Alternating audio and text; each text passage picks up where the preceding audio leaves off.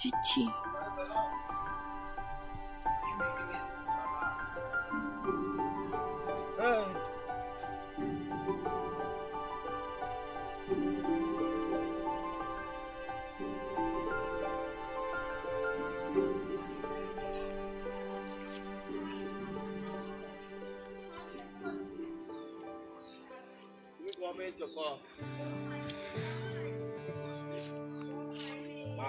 তোমাদের ভোরবেলা থেকে রান্না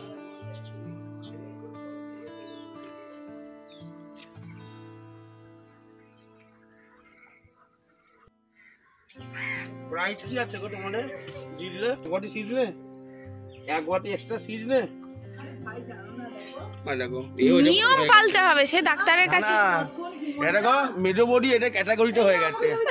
হ্যালো এভরিওয়ান, গুড মর্নিং। আজকে হলো সোমবার, মানে এখানে সরস্বতী পুজো। এবার তো দুদিন সরস্বতী পুজো পড়েছে। আর এখন বাজে ঘড়ির কাঁটাতে 6টা 19। ঘুম থেকে উঠেছি 5টার সময়। তো তখন তো পুরো অন্ধকার ছিল চারপাশ, আর এখন দেখো পুরো কুয়াশা। আমরা ওই পুকুর কাছটায় এলাম, ভেবেছিলাম দুটো রিলস বানাবো, কিন্তু প্রচণ্ড ঠান্ডা লাগছে। ব্রাশ করতে করতে ঘরে যাচ্ছি। আর আজকে বাড়িতে রয়েছে হচ্ছে গিয়ে রান্না উৎসব, কারণ কালকে রয়েছে হচ্ছে অরন্ধন। তো আজকে সকালবেলা সমস্ত কিছু রান্নাবান্না করতে হবে। তো রান্নাবান্না কালকে রাতে সমস্তটাই আমি মোটামুটি করেছি, গুছিয়ে রেখেছিলাম। তো মাকে বলেছিলাম, মা আমি যদি সকালে উঠতে না পারি তো রাতেই করে রাখি। তো মা বললো, না অসুবিধা নেই, আমি একটু করে নেবো, তুমি একটু হাতে হাতে গুছিয়ে দিও। তো সেটাই করব। একটু পরে স্নান করব। মা রান্না অলরেডি বসিয়ে দিয়েছে, মা স্নান করে নিয়েছে, সবই গোছানো রয়েছে। মায়ের শরীরটা একটু খারাপ, তো তাই জন্য এবারে খুব ঘটা করে হচ্ছে না। তবুও যতটা নিয়ম এখানে গ্রামে নিয়ম পালন করাটা খুব জরুরি, সে তুমি যাই হয়ে যাক না কেন। যাই হোক, কম্পিটিশান শুরু হয়ে গেছে, সবার ঘরে ঘরে রান্না শুরু হয়ে গেছে, সবাই করছে। আর এত সুন্দর যাই রান্নার কাজে হেল্প করি।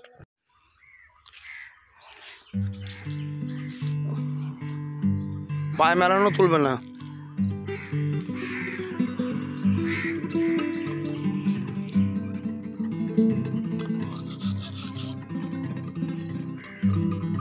এইখানটা তোলো, এই যে ফর্সা ফর্সাগুলোকে তুলে নাও।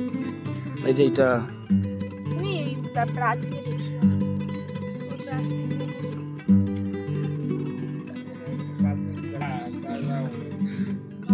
আমি তুলতে পারিনি, আরেকবার ছড়ো, আরেকবার ছড়ো।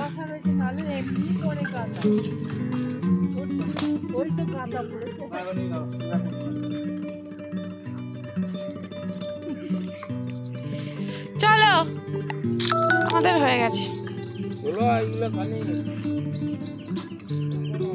রান্নাবান্নার তোড়জোড় তো সেই ভোর রাত থেকেই শুরু হয়ে গেছে, তোমাদেরকে বললাম।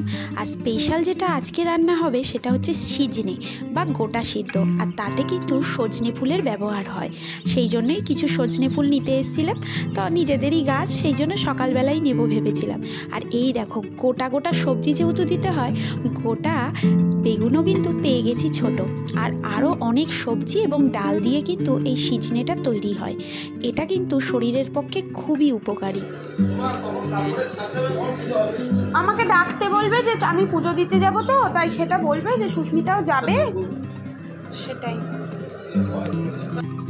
কিছু বিশেষ বিশেষ দিনে পুকুর থেকে মাছ তোলা হয়, তবে এটা আমাদের পুকুরের মাছ নয়, এটা অন্য একটা পুকুরের ভাগে রয়েছে। তো সেখান থেকেই বাবা আজকে মাছ এনেছে, আর জেঠিমারা সবাই রয়েছে, 4টে ভাগ হচ্ছে মাছের। তবে এবার না খুবই কম পরিমাণে মাছ পাওয়া গেছে, খুবই কম বলতে খুবই কম। অন্যান্য বছর আমিও দেখেছি অনেক বেশি থাকে, আর তার আগে নাকি ঝুড়ি ঝুড়ি করে মাছ আসতো, কিন্তু এখন তো 1-2টো মাছ, আর সেটাই বাবা বসে কেটে দিচ্ছে যাতে সবার ভাগগুলো ঠিকঠাক হয়। তো চলো, এরপরে আমি চলে এলাম পুজোর কাজ করতে। স্নান টান সেরে নিয়েছি, পুজোর জিনিসপত্রগুলো গুছিয়ে নেব। তো মা আমাকে বুঝিয়ে দিয়ে গেছে কি কি করতে হবে। তো এবারে পুজোর পুরো দায়িত্বটাই আমি নিয়েছি, কারণ মা দৌড়োদৌড়ি করতে পারবে না। রান্নার দিকটা মা দেখবে, পুজোর দিকটা আমি দেখব। ওখানে ফল টল কেটে সমস্ত কিছু গুছিয়ে রেখে এসেছি, আর ওপরে এসে তাড়াতাড়ি করে রেডি হয়ে নিয়েছি। আর এই সাদা শাড়িটা নিয়ে এসেছিলাম আজকে সরস্বতী পুজোর দিনে বিশেষভাবে পরবো বলে। তো তোমরা একটু জানিও কেমন হয়েছে। আর শাড়ি পরতে খুব একটা আমি ভালো পারি না, তার উপরে না এই শাড়িটা পরতে যেন একটু প্রথমত অসুবিধা হচ্ছিল, তারপরে একটু গুছিয়ে নেওয়ার পরে খুব সুন্দরভাবে শাড়িটা কিন্তু ক্যারি করতে পেরেছি।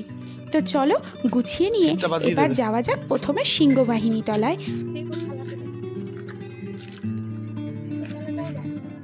হ্যাঁ, আস্তে আস্তে আসো।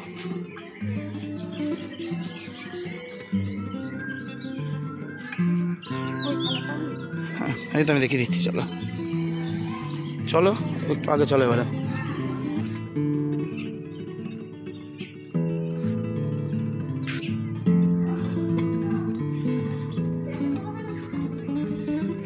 মন্দিরটা দেখাচ্ছি।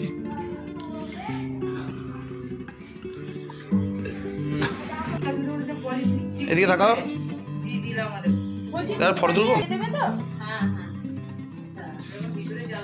নন্টাই নন্টাই এদিকে তাকা। এ নন্টাই কি করছে ও?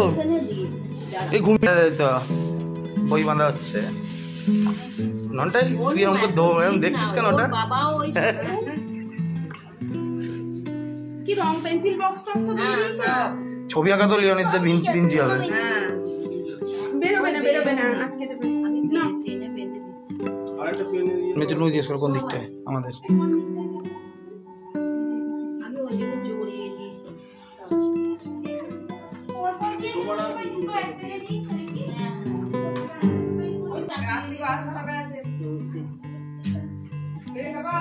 আসবি বল যাবো মা সরস্বতী দেখবে। আচ্ছা আচ্ছা দাঁড়া। স্টুডেন্ট কে দেখবে? এই দেখে না মা সরস্বতী ওটা শেখাচ্ছে। নম করো তোমার বললে তুমি নম করো। রেখে গেছে বুঝলি তো ওদের। আবার দেখছে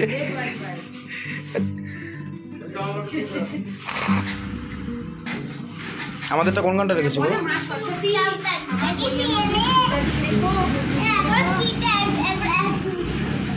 বলো মা সরস্বতী কে? বলো। ও বলবে আমাকে ক্যারাটে দাও, কুংফু দাও, বলে দে।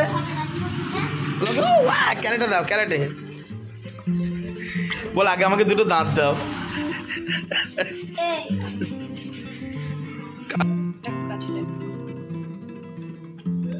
বলছি বই তো দিয়ে দিয়েছে। বুঝে দেবো না।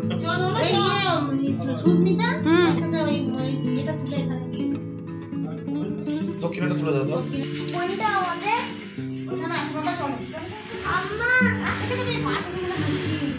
চলে এসো চলে এসো। দেখি জিজ্ঞেস করে যাবো।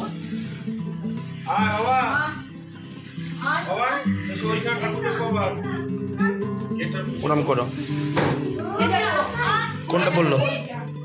দাঁড়াও আমি ঠিক করে দেবো। চলে এসো দাঁড়াও।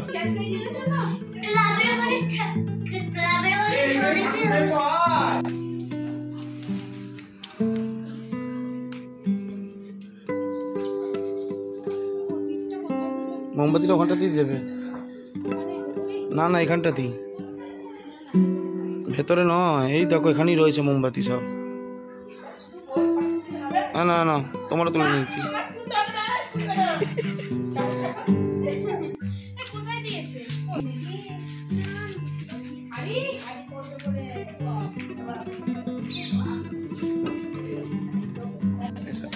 বন্ধ করো।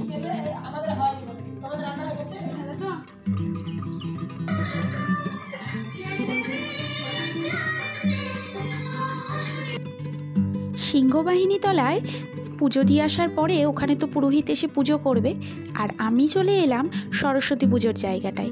আমাদের কিন্তু সরস্বতী পুজোটা ঘরে ঘরে হয় না, যেমনটা আমাদের কলকাতার দিকে হয়ে থাকে। এখানে কিন্তু দুর্গা মন্দিরেই হয়। তো দুর্গা মন্দিরেই লক্ষ্মী পুজো, দুর্গা মন্দিরেই কিন্তু সরস্বতী পুজো হয়। তবে এবারের আয়োজনটা খুবই ছোট, দুর্গা প্রতিমাটাও এবারে ছোট এসছে, কারণ গ্রামের অনেকগুলো বাড়িতেই এবারে অশৌচ রয়েছে, তো তারা পুজো দিতে পারবে না। তো সেই কারণেই এবার ছোট করেই আয়োজন করা হয়েছে। হয়েছে। আর এখানে দেখো এই যে দুর্গা মাকে বিসর্জন দেওয়ার পরে কিন্তু আবার কাঠামোটা এনে এইভাবেই শীতের দিনে সুন্দরভাবে রাখা হয়। দুর্গাপুজোর আগে আবার গায়ে মাটি দেওয়া হয় দুর্গা প্রতিমা তৈরি করার জন্য। আর এদিকে আমাদের আরেকজন ব্রাহ্মণ এসে কিন্তু নারায়ণ পুজো করছে। যিনি নারায়ণ পুজো করছে তিনি কিন্তু সরস্বতী পুজো করবেন না, তিনি আলাদাভাবে পুজো করবেন। তো যাই হোক, এখানে নারায়ণ পুজো হয়ে গেলে সরস্বতী পুজোর ওখানে গিয়ে বসবো। এই 3 বছরে আমি লক্ষ্য করেছি যে কোনো পুজোতেই কিন্তু আমাদের সিংহবাহিনী তলায় আগে গিয়ে পুজো দিয়ে আসা হয়, তারপরেই কিন্তু লক্ষ্মী পুজো বলো, দুর্গা পুজো বলো বা সরস্বতী পুজো বলো এগুলো হয়ে থাকে। তো এখন যিনি সরস্বতী পুজো করবেন তিনি চলে এসেছে, আর নারায়ণ পুজো ওদিকে হয়ে গেছে। কখন শাড়ি পরবি?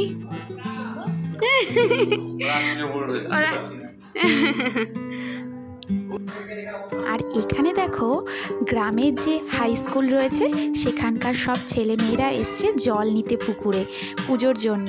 কত সুন্দরভাবে শাড়ি পরে পাঞ্জাবি পরে এসছে, দেখে খুব সুন্দর লাগছে। আর আমাদেরও কিন্তু পুজো শুরু হয়ে গেছে, সরস্বতী পুজোর অঞ্জলি দেব বলে দুজনেই বসে রয়েছি। এবারে লোক সংখ্যা কম।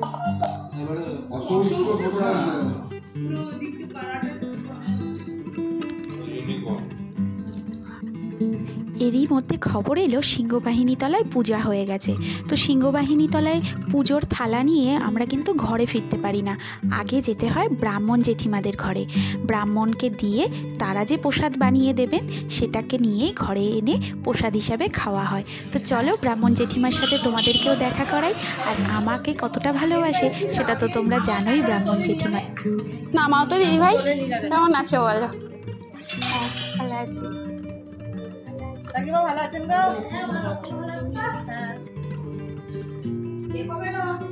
এই তো কালকে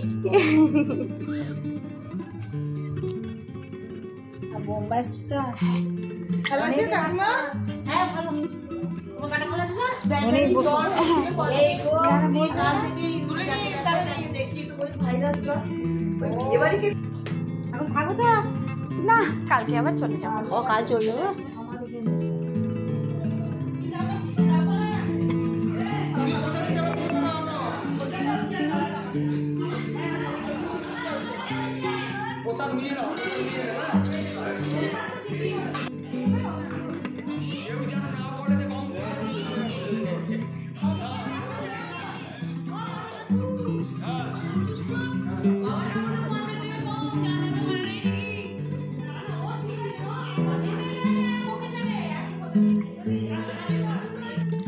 আমাদের এদিকে পুজোও শেষ হয়ে গেছে এবং অঞ্জলিও আমাদের হয়ে গেছে। এবারে প্রসাদ বিতরণ করে প্রসাদ নিয়ে বাড়িতে ফেরার পালা। বাড়িতে এসে দেখলাম মায়ের তো অলরেডি সমস্ত রান্নাবান্না কমপ্লিট হয়ে গেছে, কারণ সময়ের মধ্যে করে ফেলার কথা ছিল। তো একটা নির্দিষ্ট সময়ের মধ্যেই রান্নাটা কমপ্লিট করতে হতো। তো এভাবেই আমাদের পুজো শেষ হলো। তো দুপুরে আমরা খেতে বসেছি, আর যা যা রান্না হয়েছে আজকে, কালকে কিন্তু সেগুলোই পান্তা ভাত দিয়ে খেতে হবে। তো আজকে কি কি রান্না হয়েছে তোমাদেরকে বলি। শাক ভাজা, আলু ভাজা, বেগুন ভাজা, মাছের টক, মাছের ঝাল, যেটা পুকুরের থেকে আনা হয়েছে, সকালেই তোমাদেরকে দেখিয়েছিলাম, সেই মাছেরই টক এবং ঝাল হয়েছে। সাথে কিন্তু অবশ্যই যেটা হয়েছে চাটনি, আর যেটা স্পেশাল, যেটা না হলে সরস্বতী পুজো ঘটি বাড়িতে চলবেই না, সেটা হলো গিয়ে এই সিজনে। এই সিজনের কিন্তু অনেক উপকারিতা, অনেকে এটাকে গোটা সিদ্ধও বলে থাকে। বসন্তকালে বিশেষ করে বিভিন্ন ধরনের রোগের প্রাদুর্ভাব হয়, যেমন বসন্তকালে বসন্ত রোগ বা বিভিন্ন চর্মরোগ হয়। এটা কিন্তু সেই কারণে খুবই উপকারী এবং পেট ঠান্ডা হয়। তো আজকের মতো এই পর্যন্ত।